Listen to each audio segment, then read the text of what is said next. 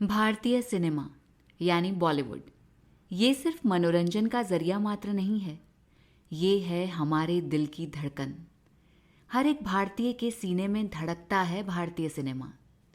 हमारी कल्पना से हकीकत तक का सफ़र है सिनेमा, जिसके साथ हमने न जाने कितने ही पल बिता दिए।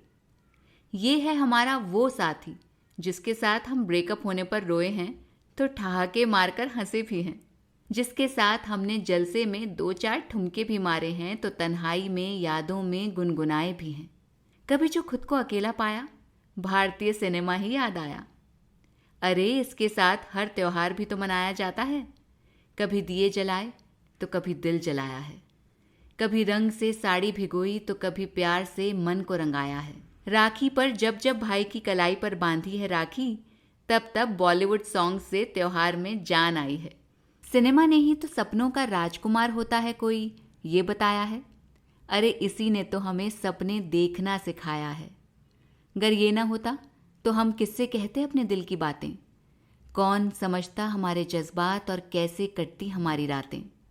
प्यार को तो हम खो भी देंगे अगर बात आएगी हमारे देश की। ये जुनून भी तो भारतीय सिनेमा ने ही हमारे मन में जगाया है। शूरवीर सैनिकों का बलिदान देखकर जो हमारी आंखों से निकले हैं आंसू, ये भारतीय सिनेमा गवाह है इसका। कभी राम के किरदार ने हमें विनम्र रहना सिखाया तो कभी माँ दुर्गा ने हमें चंडिका रूप धारण करना सिखाया। और बड़े पर्दे पर देवी माँ को देखकर दिलों में भक्ति की ज्योत भी तो सिनेमा ने ही जगाई हमारे दिल में। वो सिक्के जो हमने सिनेमा हॉल में फेंके संतोषी माँ का दर्शन पाकर, कैसे भूल सकते हैं वो पल जब रोक न पाए अपने आंसू। रात को डराया है इसी सिनेमा ने तो हर किसी के अंदर जासूस को भी जिंदा कर दिखाया सिनेमा ने। कहने का अर्थ ये है कि चाहे कोई सामाजिक मुद्दा हो या घरेलू परेशानियां, कोई पॉलिटिकल घटना हो या किसी सरहद पार का युद्ध, सभी को अपने अंदर समाया है भारतीय सिनेमा ने। इस फिल्म से हुई भारतीय सिनेमा की शुरुआत। भारतीय सिनेमा ने तय किया है 109 साल का सफर।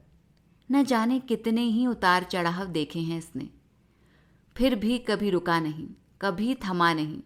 इसका सिर्फ एक ही उद्देश्य रहा, लोगों का मनोरंजन करना।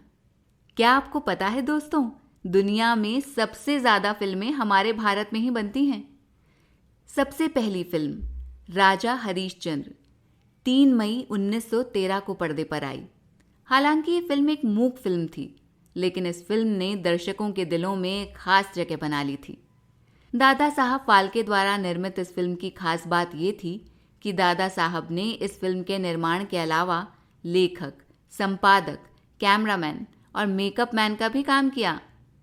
दादा साहब ने 1913 से 1918 तक कुल 23 फिल्में बनाईं। 19 और 20 के दशक में कई फिल्मों का बोलबाला रहा। ये फिल्म थी पहली ध्वनि फिल्म। आला मारा ये फिल्म थी पहली डायलॉग फिल्म जो 1931 में आर्देशिर ईरानी ने बनाई थी। फिरोज शाह इस फिल्म के संगीत निर्देशक थे। और पता है दोस्तों, इसी समय में मुंबई में पहला सिनेमा हॉल बनाया गया जहां ये फिल्म रिलीज हुई। जब बोलती हुई फिल्मों की धूम मची तो फिर भारतीय सिनेमा ने नए प्रयोग किए और ब्लैक एंड व्हाइट फिल्मों की जगह बनाई गई रंगीन फिल्में जो लोगों को और आकर्षित कर सकें। 1937 में पहली रंगीन फिल्म बनी किसान कन्या।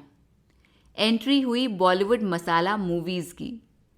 बॉलीवुड में एक से बढ़कर एक कलाकार जैसे धर्मेंद्र, हेमा मालिनी, संजीव कुमार, विनोद खन्ना, अमिताभ बच्चन, राजेश खन्ना और भी न जाने कितने ही ऐसे कलाकार आए जिन्होंने बॉलीवुड का नक्शा ही बदल दिया। इनके आते ही हुई मसाला मूवीज की एंट्री।